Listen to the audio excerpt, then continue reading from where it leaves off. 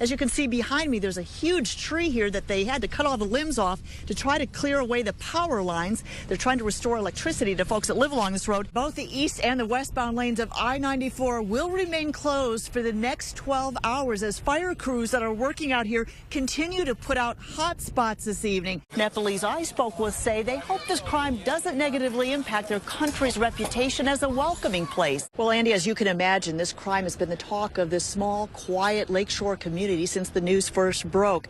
Now, this afternoon, we talked with a neighbor who thinks that she may have actually encountered the suspect in the victim's home out here on Wednesday night. 24-year-old Alex Perez is charged with 2 counts of first-degree murder in the deaths of 27-year-old Renee Mitchell and her dad, 67-year-old John Mitchell. Their bodies were discovered by Renee's sister and daughter after breaking into the Mitchell home last night. An Amber Alert was issued for Renee's 3- and 4-year-old children. They were located early this morning in Colorado with their dad, Alex Perez, who was arrested. He was driving a car taken from the Mitchell's home. Neighbor Christy Hodgmeyer thinks she saw Perez in the victim's home Wednesday night. I knocked and he didn't hear me, and then he turned around and he looked real scared, and I held up a couple dollars and said I just wanted to buy a few cigarettes, and he said no habla inglés, and I left. Investigators say Perez, who lives in California, was in the victim's home within the last 48 hours. Renee's brother-in-law, who did not want to go on camera, tells us Perez had a restraining order and the couple had separated over a year ago. Michigan State Police records show Perez has a prior record for 2 counts of domestic violence.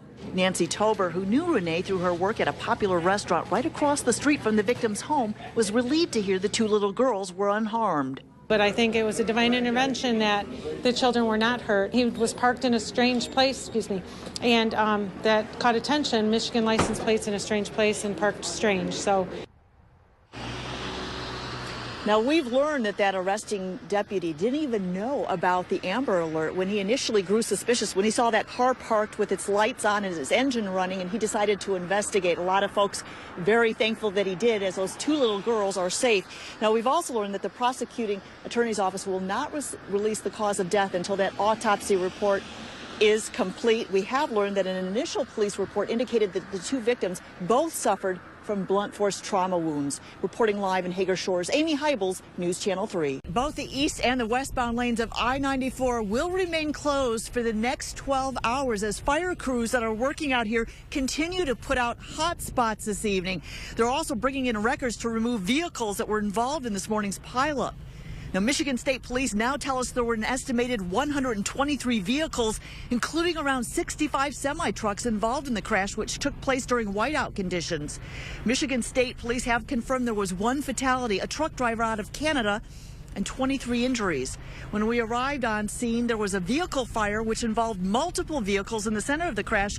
And a particular concern was that semi-truck that was carrying 40,000 pounds of fireworks.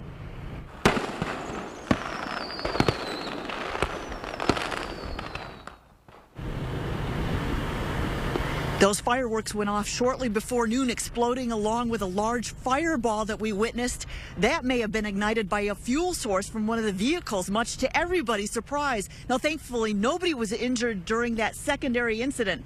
We spoke with the driver of that truck who was hauling the fireworks from Chicago to Lansing. He told us that he was in the right lane and he was at least able to avoid a head-on collision.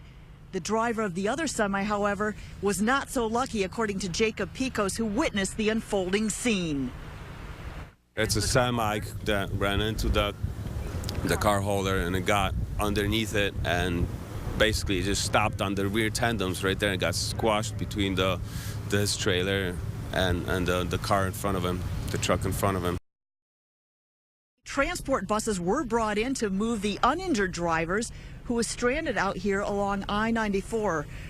Now, earlier in the day, there was a concern about a truck hauling hazardous material, formic acid, but that has been contained and that evacuation order has now been lifted. Again, they're saying that I-94 is going to be closed for the next 12 hours. We're between mile marker 85 and 92, and they're asking everyone to avoid this area. Reporting live in Galesburg, Amy Hybels, News Channel 3. As you can see behind me, there's a huge tree here that they had to cut all the limbs off to try to clear away the power lines. They're trying to restore electricity to folks that live along this road.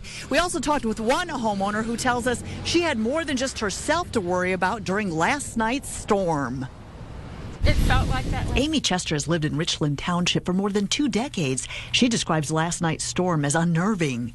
And I looked outside, and there was just a lot of lightning and a lot of wind and water coming into my basement. Chester wasn't just concerned for her own safety, but for the welfare of her 2 horses and many donkeys who were out in her barn. And I had both doors kind of slightly open so the wind could blow through in case there was a problem with, a tornado hitting. But you just kind of have to rely on God and prayer in certain moments.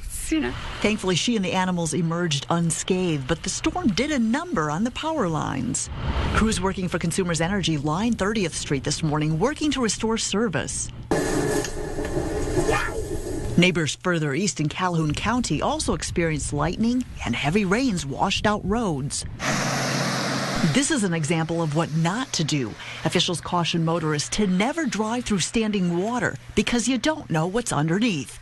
This washed-out culvert at T Drive and 12.5-mile road in Calhoun County is a perfect example. Road washouts like the one behind me exist, and if this was covered with water, you wouldn't know it's there, and the vehicle could get stuck, and if water's flowing over the road, can really cause harm.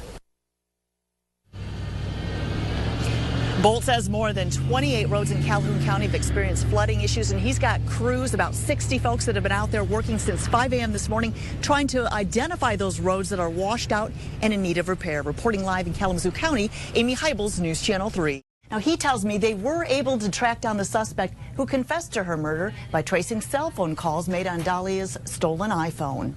Police say 31-year-old Narayan Paudel, a married primary school teacher, confessed to murdering Dalia Yehia last month inside a room he was renting in this apartment building in the resort town of Pokhara, Nepal. Investigators say Paudel told them he killed the 25-year-old by hitting her on the head with a hammer and beating her with a wooden stick while she was sleeping. He then dumped her body into the Seti River. The two had met through the popular couch surfing website. Police say Dalia flew to Kathmandu on July 20th, then traveled to the hard-hit region of Gorkha on August 1st to assist the victims of the deadly earthquake, which flattened villages and killed more than 8,000 people. She arrived in Pokhara August 5th, staying with Paudel for 3 days before she was reported missing. News of her murder made national headlines in Nepal.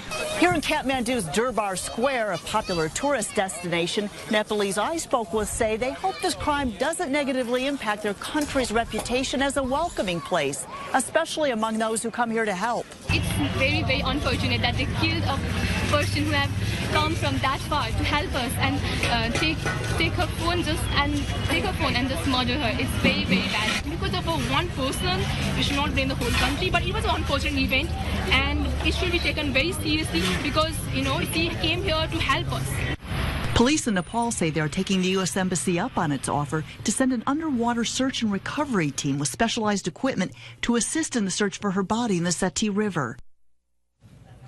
We've learned that following Paudel's arrest, he jumped off the top floor of the district police building in an apparent suicide attempt. He's been hospitalized, and police hope to interview him further. Now, they're also still investigating motive. While Paudel told investigators money was the reason behind the murder, the police chief in that region isn't buying it. Chief Hari Pal tells me Dalia's iPhone was stolen, along with about 5,000 rupees, which is only about $50 US. She had been staying as a guest in Paudel's home. Police expect to charge him on Friday or Monday with kidnapping, hostage-taking, and murder. Reporting live in the newsroom, Amy Hybels, News Channel 3.